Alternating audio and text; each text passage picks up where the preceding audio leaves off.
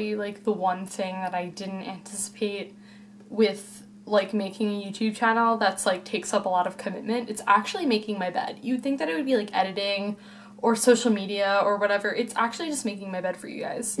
So, like, every time you watch an MTG Goddess video, just be like, hey, like, Tracy actually made her bed before this. The rest of my room is impeccable. Actually, not at this moment. There's stuff on my floor. But, like, the rest of my room is fine. It's just, I hate making my bed. It's, like, the worst thing.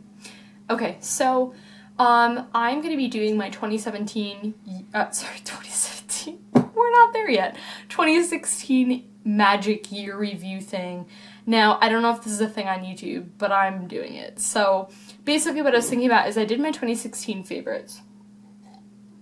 And it was basically where I talked about things that I liked in 2016, and I kept Magic out of it because I was like, that would be talking about way too many things. So I was like, you know what, like, why don't I do a video kind of talking about how 2016 went for me and, like, my Magic thing. So, okay, let's get started. So, in January, a year ago, I believe it was in December, I built Grixis Control in Modern. And I know there are a couple of different versions of it. Wow, hold up, this has been a while since I've had this deck. Hold up, I didn't do Hand Disruption. No, I did do Hand Disruption. I did Hand Disruption. There's some that do counter spells. I did Hand Disruption instead, just because that was what I already had. I had that from something. Oh, Black-White Tokens, that's what I had that left over for. So I built Grixis Control, and I played that deck actually from January until May, as May is when I took it apart, which was actually the longest time I've ever had a Modern deck put together, so you should be really proud of me, because normally I'm changing things up way too much. I'll go back to that point at a later point in this video.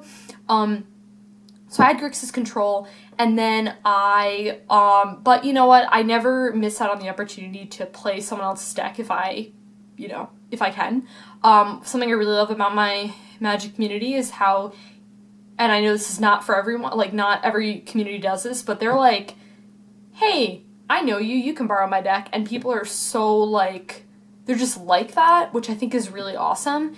And I know, like, I would just give, if I had a Modern deck put together and someone wanted to borrow it and I had, like, 2 decks and I wasn't playing it, I'd be like, hey, borrow this, give it to me, give it back, but, like, borrow my deck, sure, why not? So, that was really awesome. So I got the chance to borrow a blue-white control deck, actually, in February. No, not February, I'm sorry, I think it was March.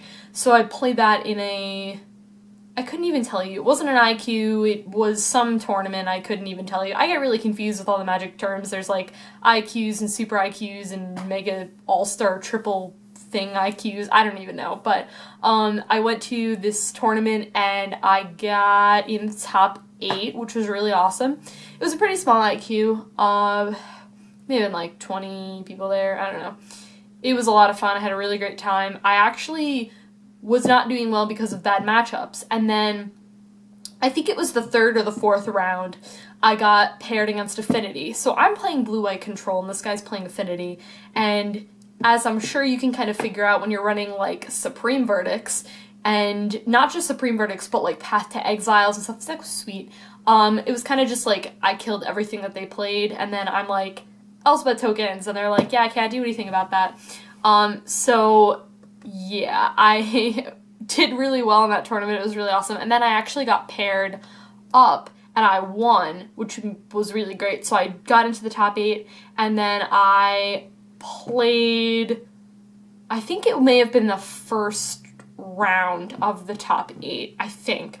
Played against Mono Blue Tron, very much lost because my deck is, like, wins with, like, Elsbeth and, like, Celestial Colonnade, and then this guy was, like, not Sun Titan, what is that really nasty Titan card that's, like, is it Sundering Titan? It's the one where, like, when it attacks, you destroy the basic lands, yeah, that guy. So it's like, I've got Elsbeth 1/1s, and he's got that giant thing, so I was like, yep.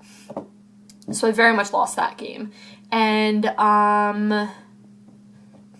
yeah. So then I lost that, but still I got into the top 8. It was super fun. It was a really great experience. And then, so yeah, I played blue-white control kind of, like, on and off, sprinkled, and then, I was away at school, and then when I came back home here in May, I was able to go back to, like, my game store and whatever, and I was like, yep, I'm gonna play Modern, this is gonna be great. And then like I said, I was playing Grixis Control, but then in May I decided to take it apart. So I took Grixis Control apart, and then I was like, I want to build Blue-White Control. I just couldn't find the rest of the pieces for it because, like, you know, there's some cards that, like, people just have and just will trade, and there's some cards that, like, you just have to straight up buy on your own. And the card that I needed was, like, 4 Celestial Cognates, and, like, I don't know what they are right now, but at the time they were, like, $40, and I was like, that's a little bit too much. So I was like, you know what, I'll just borrow people's decks for right now until I get the rest of the pieces and commit to buying the rest of the deck. I was still like, and I'm going to talk about this, actually no, I can talk about it right now, how I was like, well, I don't want to fully commit to a deck because I'm probably going to change my mind because I'm kind of an indecisive person, and I was like, well, I don't really know. So what I kind of realized about myself is that I'm the type of person who doesn't want to settle down, who doesn't want to commit to one deck. And I was like, I don't want to do that. I don't want to build a deck and buy a deck and complete it and then get bored of it 2 months later. Because I just like changing things up way too much. So what I kind of said to myself is I was like, well, I talked about this in a video, so I said it to you guys too. I was like, I want to just have a collection where I can build a couple of decks. Now that's obviously going to take a lot of money and a lot of commitment and dedication because of that. And so I was like, well, maybe I'll get the basic pieces for like 2 or 3 decks so that I can just change it up. And like I said, people on my game store are always like, hey, you need a deck? Okay, but like there's some decks that I strictly just straight up will not play. Like, I will never play Tron. I just won't do it. Even if I'm going into a tournament and it looks like I'll do really well, I just won't play that kind of deck. So yeah, I really decided that with Modern, and then stuff has happened, and I just don't feel like 100% at my game store still, which really sucks. I mean, I talked to you guys about the situation. This was like back in like September, I think, and I hadn't really been going to my game store. I've been there like maybe a total of 5 times since September. One, I've been really busy too. I mean, if you guys have been keeping up with me, I started student teaching in August, and like really end of August, September. So from September to December, I have been teaching, which doesn't really sound like it relates to Magic, but it does a lot because I didn't have the opportunity to really get the chance to play a lot. Play a lot of Modern. I did play EDH, and I felt like I really like fell back in love with EDH. I remember at one point in the summer, sorry, this video is like all over the place, I'm just thinking about things as I'm talking about them. Somewhere back in the summer I got really frustrated with EDH because of the people who I was playing with, and I've talked a lot about like EDH playgroups and stuff like that, and like finding your place in an EDH playgroup, and it can be really tough if your playgroup like is, you know, broken apart for a lot of reasons. And I think too with my group of friends, like we're all adults, and when you're like 15 and you like, oh, I'm 15 and I've got like school to worry about, you know, it's a lot different than when like I'm 22 and a lot of my friends are like older than me. Like a lot of my friends, not like older, like 30s, but like are a couple years older than me. Like Paul has his own apartment. Like there's stuff in our lives that, you know, puts Magic on like, I've put Magic like on hold because of other things. So like, and teaching has always been like the most important thing to me, and I really felt myself separating a lot from Magic, and I really did consider honestly like stopping playing, and it was a weird thing. And then I kind of rediscovered EDH and how much I love it, and playing with a couple of my closer friends, and like how much I just love it. And I was like, how can I do this? And also like my channel. And I would just be super bummed if I was like, hey, I don't want to play Magic anymore, because I do really love it. I just don't have, I don't know if I don't have the same passion for it. I just don't really have the same passion for competitive Magic as I did like when I got started like into competitive Magic. I was like really into it. I was like every weekend I was like, all right, let's hit up an IQ Saturday and Sunday. But like my life just isn't like that anymore.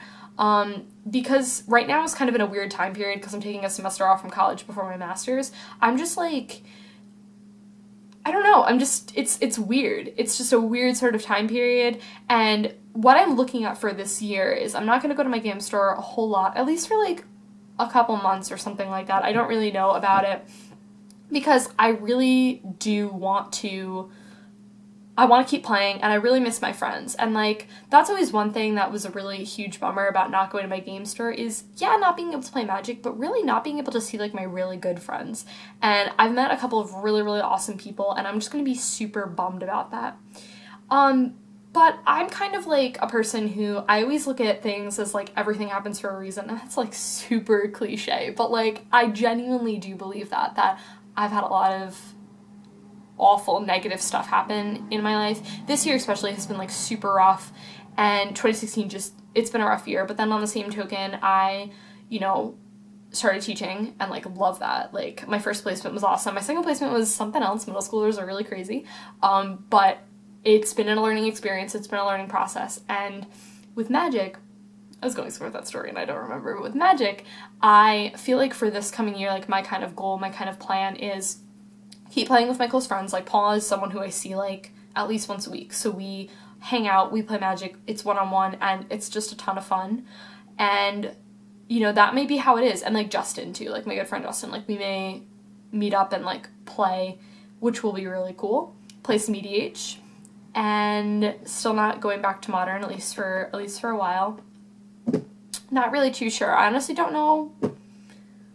I may not ever get back into it, which is kind of weird. Like, I think I may do something like Draft. I mean, I've said before, I really, really like Draft a lot. And when I go back to school for my master's, assuming like everything works out and I get into the program I want, there I would play Draft. They have Draft like once a week on Fridays, and it's just a ton of fun. Like, I have a very different group of friends there, but I don't even know if those people will be around, you know? And I've been thinking about a lot recently how just things completely change, and it's super weird to think 2 years ago, like, how your life was. And, like, for example, so, like, Paul's parents got a divorce, and, you know, we would go and hang out, like, his old house, he lived, like, 5 minutes from my house, so we would hang out all the time, like, literally, like, some days, like, maybe not 7 days in a week, but, like, 5 days out of the week, because he was right there, and so we'd hang out all the time.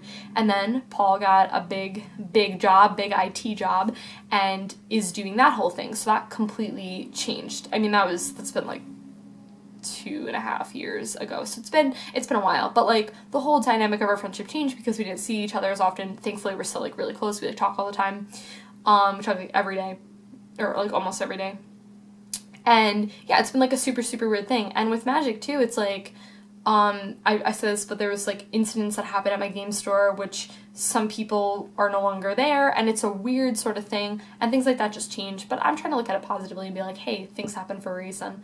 And on a different token that kind of doesn't really relate to Magic, but I may bring it up on here on this channel, that I've been thinking about, is if you follow me on Twitter, you saw that I'm kind of sort of really into Diablo 3 right now. Paul got it for Christmas, and we played it for like 4 hours straight, and like, I know it sounds super weak, but like, it was just because of the time when we were hanging out, and like, I had to leave because, you know, I had to like go home and do things, and it was like also later into the evening, so I was super bummed about that. But like, we're probably gonna hang out this weekend, and I'm like, Paul just warning, like, we're probably gonna play Diablo 3 like all weekend.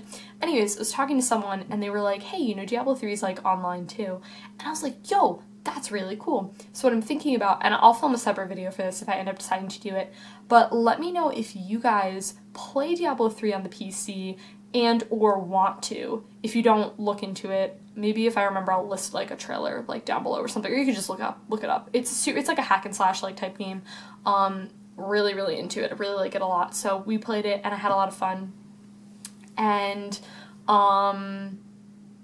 anyway, so what I was thinking of is if some of you guys wanted to play, I don't really know how the whole party system works on that thing, but I was like, oh, like, you guys could add me and we could like play Diablo 3 together, and I thought that would be really cool.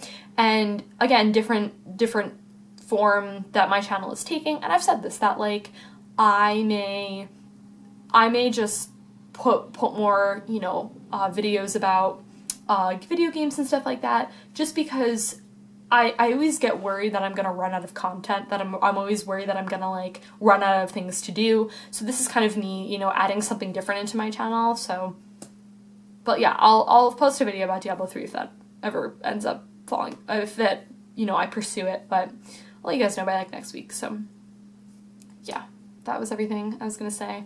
Yeah, that was it for 2016 Magic stuff. Yeah, that's it. That's all I got. Chat to you guys later.